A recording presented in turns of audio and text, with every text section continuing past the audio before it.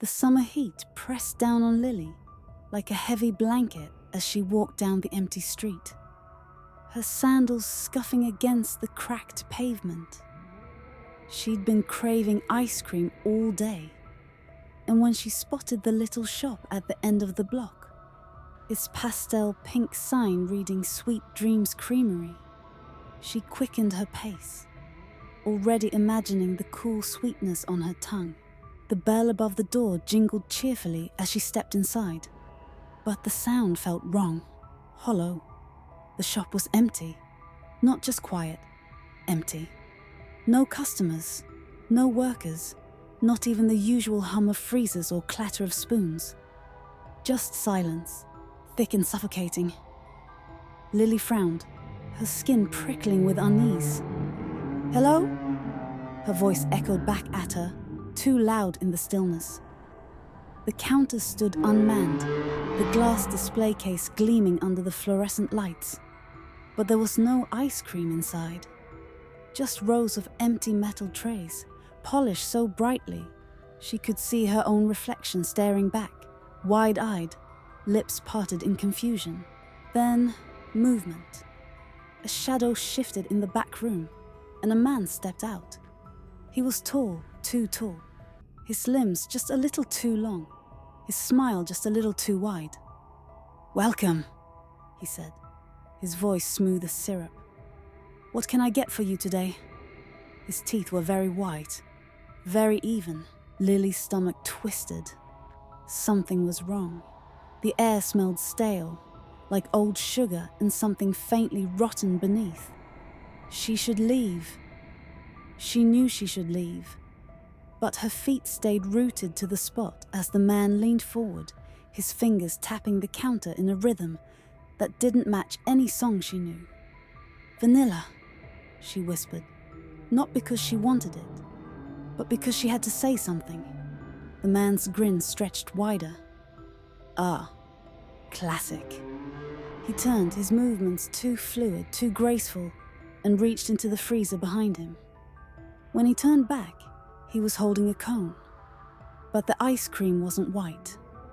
It was pink, streaked with something dark, like veins. Lily's breath hitched. "I didn't ask for that," she said, her voice trembling. The man tilted his head. "Oh? But it's your favorite." How did he know that? She'd never been here before. The walls seemed to pulse, the colors bleeding at the edges. The pink walls darkening to the color of raw meat. The floor tilting ever so slightly beneath her feet. The bell above the door jingled again, though no one had entered. The man's eyes never left hers. "Go on," he urged, pushing the cone closer. "Take a bite." Lily stumbled back, her heart hammering. The door, she had to get to the door. But when she turned, it wasn't there. Just a solid wall, plastered with faded posters of smiling children licking ice cream. Their eyes scratched out, their mouths smeared with something dark. A giggle bubbled up from the shadows, high and childish, but there was no one else in the room. The man sighed, disappointed. "No one ever stays," he murmured. Then softer, "No one ever leaves." The lights flickered, the air grew colder. And then, the first real scream tore from Lily's throat as the man stepped around the counter, his limbs stretching, his smile splitting his face in two. She didn't see the door reappear behind her. She didn't feel the sticky hands closing around her wrists. The last thing she heard was the cheerful jingle of the bell as the shop swallowed her whole. Days later, a new flavor appeared on the menu at Sweet Dreams Creamery.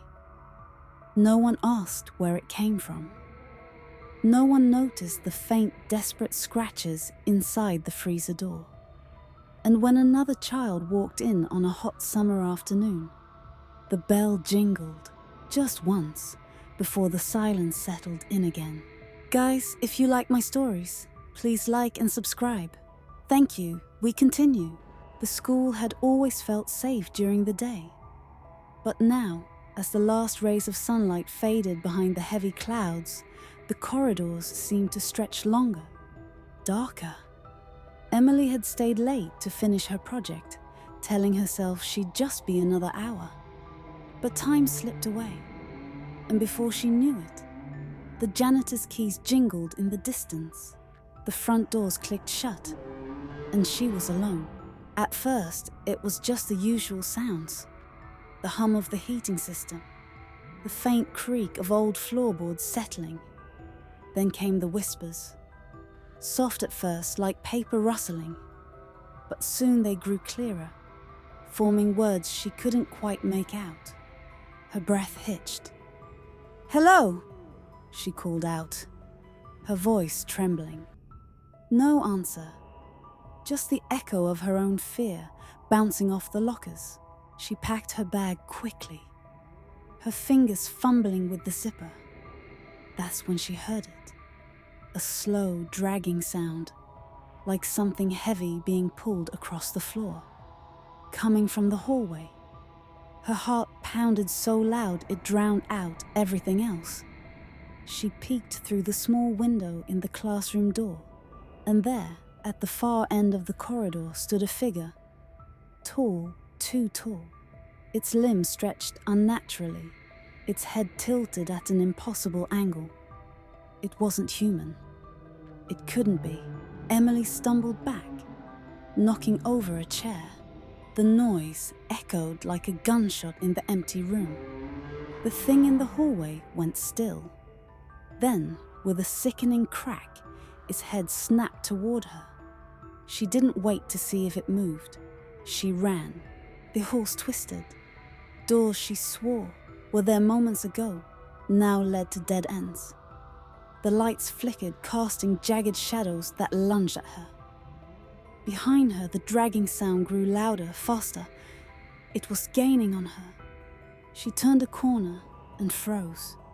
The exit door was right there, just feet away. She lunged for it, her fingers brushing the cold metal handle, and then the lights went out. Complete darkness. Silence. Emily's breath came in ragged gasps. Something brushed against her arm. Dry, cold, like old paper. She screamed, but no sound came out.